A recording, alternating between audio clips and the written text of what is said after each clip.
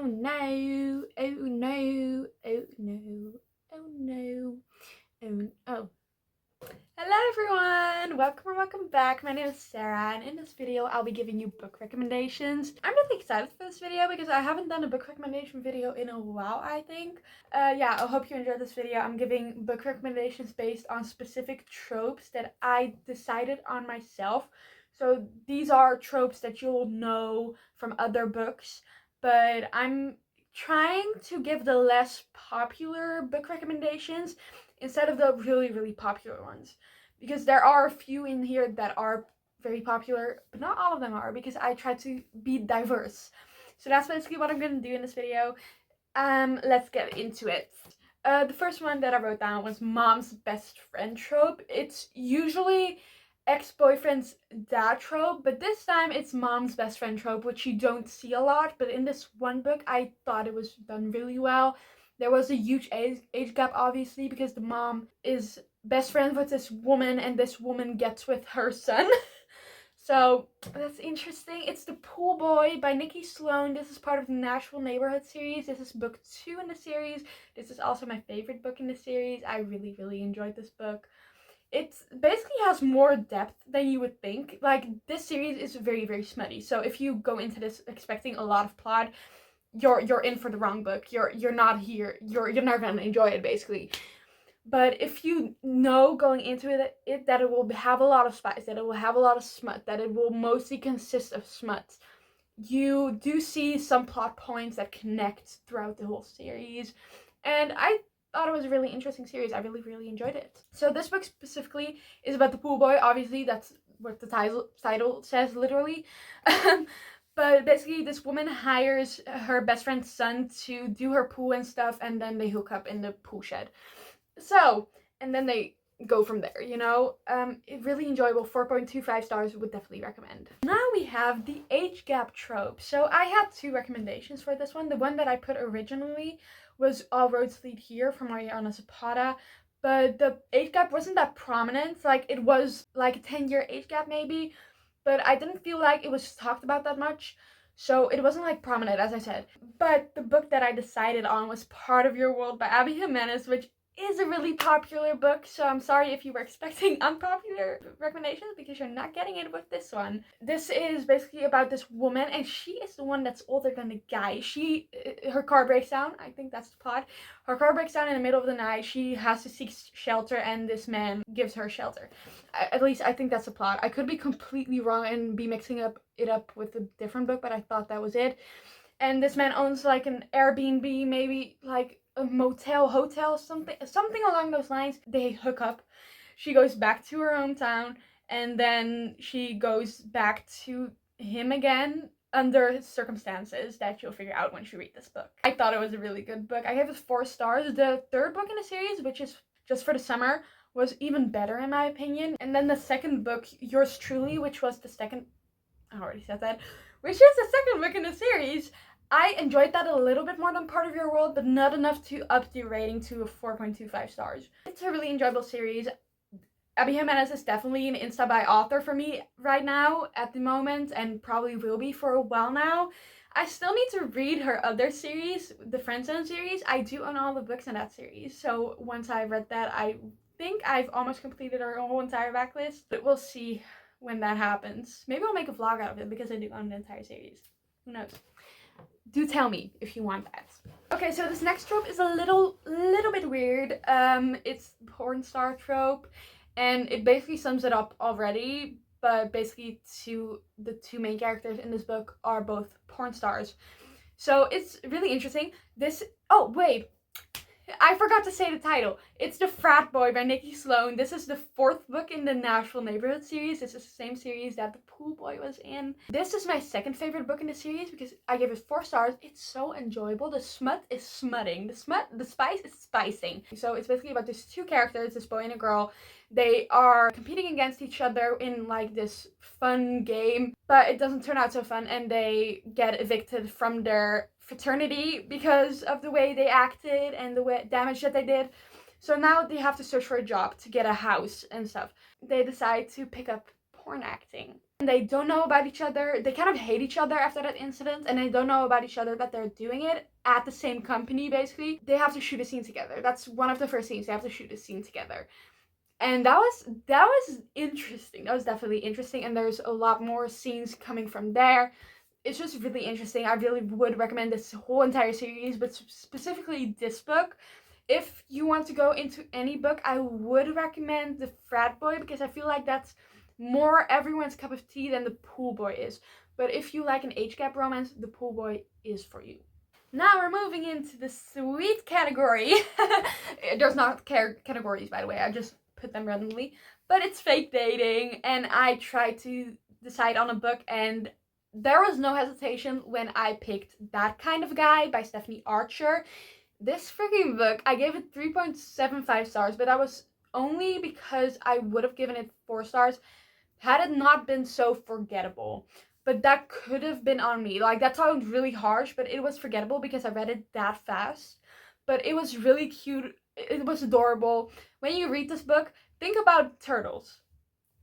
Yeah, because there are some turtle scenes, and I thought those were hilarious. I really love those scenes. So it's basically fake dating trope. This guy wants to fake date her to seem more reliable because he wants to run for major. He wants to run for major, so he wants to seem more reliable because people think he's a fuckboy and that he's not reliable, obviously. And she does it to, I think, buy this restaurant. That was the plot. To buy this restaurant, and he wants to lend her money for that. And things evolve from there. They start meeting up. They start acting out like they're dating. And it's just so cute. It was adorable. I didn't actually expect to enjoy this book because I feel like a lot of debut books by authors, mostly the guy is an asshole. And I don't enjoy that at all. But I thought the guy was really cute. It wasn't anything special, but I really enjoyed it. Okay, so this trope. Second love interest. So what I mean by that is that there was a first love interest and that didn't work out. So there's a second love interest, and with that one, it worked out. And when I say this, you may already get a little bit reminded of the Shatter Me series by Terry Maffei. But that's not the series I'm talking about, because Aaron, on a whole other level. But I'm talking about This Woven Kingdom, which is Terry Maffei's series as well. But this is a fantasy series, and the Shatter Me series is a dystopian series, and it's a lot different. So This Woven Kingdom is basically a story about Eliza. She is a Jinn, and Jinn are basically not accepted in that country. They're mostly used as servants, I believe. It has been a while since I read the first book. I'm not gonna say any more than that, because I want you to go in as blankly as possible, but I will say that, because the second love interest is always better. Who said that? I said that. Prove me wrong. Prove me wrong. Yeah, this was a really good series. I do think it went downhill a little from the third book, but the fourth book hasn't come out yet. I really enjoyed the second book, but the third book was kind of flat. Not a lot happened, and then a lot happened suddenly, and it was just a little bit confusing. But I would definitely read the fourth book in the series because it's Terry Maffei. I love that. I love that woman. A book with the sickest plot twist. So that definitely has to go to a thriller, because I feel like there are plot twists in romances as well, but they're not as big. They're mostly just they're that conflict, so I wouldn't call them plot twists really, but a thriller. The Silent Patient by Alice Michaelides. Y'all, when I tell you this is the craziest book I've ever read, I mean it. I mean it with my whole entire heart and soul. This was absolutely crazy. It's basically about this woman. She hasn't spoken in a while since she shot her husband, and then there's this therapist, I think, and he goes to the psych ward because she's there. She doesn't speak, and she's heavily medicated, and he wants to figure out the truth of what happened with that woman, if she shot her husband, if she really shot her husband, if she didn't, what happened that night. So that's basically what the story follows, and it seems kind of plain. But when you get to the plot twist, that's absolutely nuts. That was the last thing that I expected, honestly. Like, I expected a lot, but that was not it. And it took a turn for the best, for the better. So if you haven't already read this book, do read it, please, because it was so freaking good. The plot twist. If you guessed the plot twist, I am very shocked, because that plot twist, I never saw it coming. Never. Not in a million years. Never. So this is a cutesy little trope. Academic rivals, two lovers. Today, Tonight, Tomorrow by Rachel Lynn Solomon. This is not the only book that I read by this author. I also read The X Talk, but I didn't really enjoy that. I gave it 3 stars, I think. But this book, this was so freaking cute. So they're basically they've been competing against each other for years now. And then they have this competition, and who wins first gets to win something. I don't know what the details are exactly. It's been like 2 years since I read it. They compete against each other, but they have to work together, so they decide to work together, and then they figure out stuff about each other, and they're like, hey, you're not too bad. And it's just so cute. It's so adorable. It's a YA book. It is set in the time period of 24 hours, so if that's not your cup of tea, I would still strongly recommend you to read this book, because with a lot of books, I'm like, if it's that short of a period, does it feel real? But in this book, I thought it really felt real. If you're a YA fan, if you like a cutesy little YA romance, better than the movies vibes, maybe, I don't know, read Today, Tonight, Tomorrow. Not that Better Than the Movies and Today, Tonight, Tomorrow are the same in plot-wise, but they're kind of the same in writing style-wise and cuteness-wise, in my opinion. This one is a very controversial trope because you either love it or you absolutely fucking hate it. There's no middle ground. I personally love it. I'm one of the few people that does, but it's the surprise pregnancy trope. I don't know, I tried to fit in and say like, ew, surprise pregnancy, but I really enjoy that. I really enjoy kids in general, so that may have been a factor in the fact that I enjoyed these type of books. But this is Ready or Not by Clara Bastone. Oh my lord, this was so cute. So you would think that the girl who gets pregnant is gonna get with the guy that she got pregnant with, but that's not the case, because the guy isn't really sure if he wants to be that, if he wants that commitment, and he has a tough situation where he has a girlfriend. He was single at the time of conception. The woman who is pregnant, I forgot her name, I'm very sorry. Her best friend's brother steps in and really supports her through it all. He's there for her, and they really build like this cute relationship with each other. And she's like, hey, why am I suddenly feeling attracted to him? Why am I feeling chemistry? Why do I want him to touch me? Not in the dirty sense, but why do I want him to stroke my arm, stroke my belly? Why? It was so freaking cute, and I loved it, and it was amazing. Then we have darker side of things, dark romance recommendations. I have read some dark romances. I've only started reading dark romances in December, and I haven't read a lot, obviously, because it's dark. And I don't want to read too many dark romances because it does affect my mood a little bit. But I do really enjoy them when I'm in the right headspace. So I picked 2 dark romances for this trope because I feel like if you're diving into dark romance, you either want to go full in or you want to go into mildly. And I have a mild one and a darker one. But when you want a really dark one, just read Haunting Adeline, and then specifically Haunting Adeline. That shit was dark, okay? But the little lighter dark romance is Butcher and Blackbird. They're both evil. They're both serial killers. And I was apprehensive getting into it because I was like, that. Well, I don't know if I enjoyed dark romance. This was the first dark romance that I read, by the way. And I was apprehensive, as I said. But I read it, and I really enjoyed it because these 2 serial killers, they kill for a good cause. And when it's for a good cause, I'm accepting. I'm accepting in fiction. In a fictional world, not in the real world, but in a fictional world. 2 serial killers, they kind of go on a hunting spree together. Not a spree, they kind of go hunting on these evil people together. And the first one who gets the evil person wins, and then they do this every single year until they meet up for a longer time. I'm not sure how that happened. It was really enjoyable. 4.25 star read. I haven't read the second book yet, which has just released, but I really should read it. And then the darker romance is Where's Molly by H.G. Carlton. This is the same author that wrote Haunting and Hunting Adeline. This is in the same universe, so if you want, you could read the Haunting Adeline Cat and Mouse duet first. But it's not completely necessary. I feel like Where's Molly is a little bit lighter. It's about this woman, she owns a pig farm, and people bring dead bodies to her, and she basically feeds them to her pigs. So yeah, supportive. I'm supportive. I'm here for it. So that's good, I guess. Like, people come to her when they've murdered someone for a good cause. And she feeds them to her pigs, so there's no evidence left.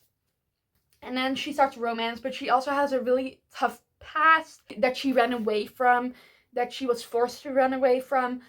And it's heavy, but it's good. And there's a romance.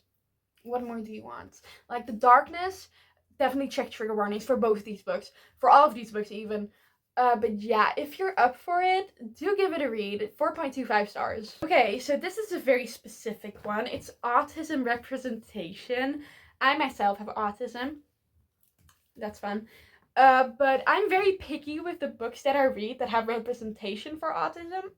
Because I find that in some books, they're just describing the stereotypical neurological person. Is that how you say it? Not sure. Like the good doctor. What more do you have? I don't know. Like really, really smart people, which not like probably like 1 to 5% of the people that have autism have that. I'm not one of them, sadly enough. But this book, I thought that the autism representation was done well. I felt like it was spoken about very nicely. I really enjoyed it. It's Act Your Age, Eve Brown by Talia Hibbert. This is the 3rd book in the series. Would definitely recommend to read the rest of the series too. This is also the final book, which I'm really sad about still. This was my favorite book in the series, definitely. So it's an interesting story. This girl, she wants to apply to a job because her parents think she's unreliable. She wants to get a job to show her parents that she's reliable and that she can have a job for a long period of time. But then she gets there, he doesn't hire her, and she basically accidentally hits him with her car.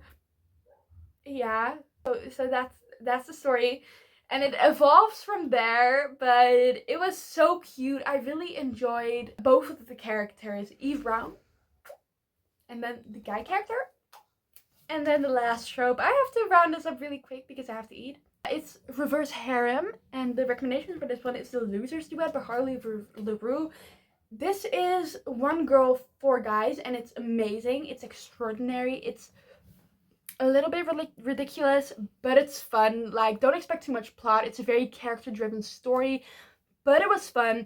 Really enjoyed it. I think my favorite book in the series, in the duets, was the 2nd book, mostly because I felt like there was more romance. Like, there was in the 1st book as well, but I felt like the romance was more evolving, and I really, really enjoyed that. I felt like these characters did truly have a connection. There is a lot of smut. Like, if we're rating it 0 stars out of 5 stars for smut, it's a 5 stars for smut. I just hold this duet very dearly to my heart because it's just so enjoyable. I really love it. Also, I cannot tell you what the book is about, what the books are about, because there's not really a lot of plot. It's just mostly smut and mostly character-based story. Alright, those were the books and those were the tropes. I really hope you enjoyed this video. Let me know if you want to see me do more of these recommendations videos. I really do enjoy making this video, which I'm surprised about because I was kind of not looking forward to it, but I really enjoyed it. I'm gonna eat now. You should as well. Have a snack or have dinner or have lunch or have breakfast. I don't know. And I'll see you guys later. Bye-bye.